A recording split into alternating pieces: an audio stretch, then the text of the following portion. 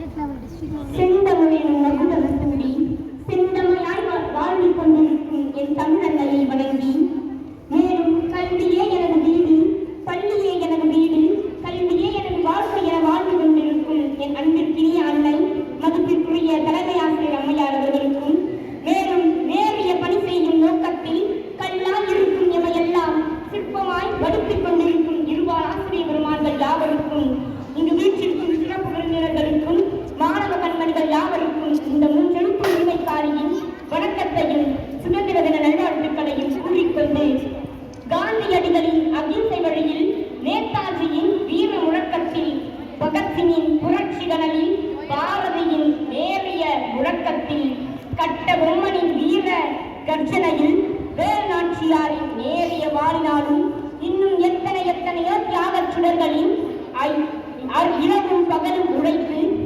அடியினாலும் உடையினாலும் பிழைத்து, ஒற்றுமையோடு நிலைத்து, வேற்றுமை எண்ணத்தை தகர்த்து, அடிமை விலங்கை உடைத்து, அழுதோர் கண்ணீரை துடைத்து, பெற்ற சுதந்திர காற்றை சுவாசிக்க, அத்தியாகிகளின் தியாகத்தை யோசிக்க, இந்திய ரத்தமும் பெருமையை சொல்லுமே, சுதந்திர காற்றும் பெருமையாய் வெல்லுமே, பெற்றதாயும் பிறந்த தாய்நாளும் லட்சவாணியும் நனிச்சிறந்தனவே என்பதை உணர்ந்து, தண்ணீர் விட்டா காத்தோம் சர்வேசா, இப்பயிரை கண்ணீரால் காத்து பெற்றோம் என்று கண்ணீர் விட்டு காத்து பெற்ற சுதந்திரத்தை நாம் சரியாக பயன்படுத்துகிறோமா?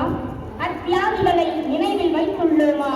சத்தியத்தின் வழி நின்று சரித்திரத்தின் பாதையில் சுதந்திரம் பெற்றாரை மறக்கலாமா? வித்தகமாய் முத்தி வைப்பதற்கு நின்று வெற்றி பெற்ற அந்நல்லோரை மறக்கலாமா? புத்துணர்ச்சியோடு விடுதலையை விதைத்து போரிட்ட நம்மவரை மறக்கலாமா? மண்ணிலே மண்ணிலிட்டு நம் அடிமையாய் வாழ வேற்று நாட்டவர் மண்ணை தொட்டு நம்மையே ஆள, யானையின் கால்களில் மிதிப்பட்ட எறும்புகள் போல ஏழைகளின் துன்பங்களும் துயரங்களும் நீள, அஞ்சிடா நெஞ்சமும் அணிபணியாது கொஞ்சமும் என்று ஒற்றுமையிலும் வாளெடுத்து, போராட்டம் எனும் போர் தொடுத்து, ஒற்றுமையிலும் வாளெடுத்து, போராட்டம் எனும் போர் தொடுத்து பிறந்தது சுதந்திரம் எனும் அருமருந்து. இந்தியர்கள் அனைவரின் மனதிலும் இந்திய சுதந்திரத்தை பற்றி வெவ்வேறு கண்ணோட்டங்கள் உண்டு. சிலருக்கு இது நீண்ட போராட்டத்தை உணர்த்துகிறது. இளைஞர்களுக்கு அதே சமயத்தில் நாட்டின் மரியாதைக்கும் பெருமைக்கும் நிற்கிறது. இன்னும் சிலருக்கு இது பள்ளிகளில் இலவசமாக இனிப்பு வழங்கும் நாள் மட்டுமே. இந்தியாவில் உள்ள அனைவருக்கும் பாரத உணர்வும் பாரத பக்தியும் இருக்க வேண்டும். அதை நாம் உணர வேண்டும். இந்நன்னாளில் குடிமகன்கள் அனைவருமே பாரத நன்றியோடு நம் சுதந்திர தினத்தை கொண்டாட வேண்டும்.